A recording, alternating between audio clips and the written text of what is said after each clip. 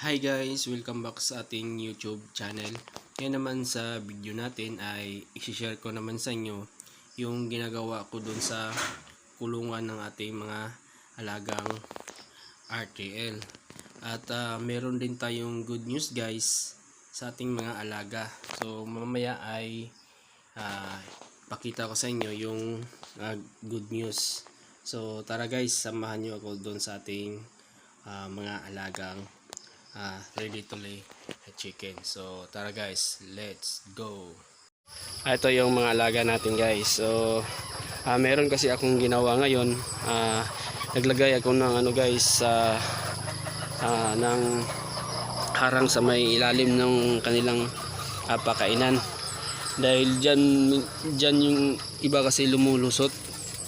Kaya nilagyan ko ng kawayan. So yun, doon ako nag-umpisa. So una, fiber yung ginamit ko. Yan, kita nyo yan guys sa ilalim. So mayroong fiber dyan. So hindi maganda. Kaya naglagay ako ng kawayan. So yan. So ito guys, 20 weeks na to yung mga alaga natin. At yun nga ay nakapag-drop na ng itlog yung mga alaga natin. So nakapag-drop na ng itlog. So yun. So dito guys, so mayroong isa dito nakapag-drop ng itlog. So yan. So isa pa yung itlog ngayon. So yan, sana na to guys, tuloy-tuloy na. Yan. So yung size ng itlog na to ay piwi. So yan.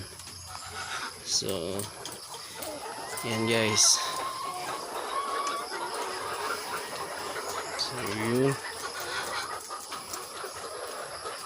So dito sa kabila, so wala pa dito. So isa pa lang. Baka mamaya nito magda-drop na rin to ng itlog dito sa kabila. So yan.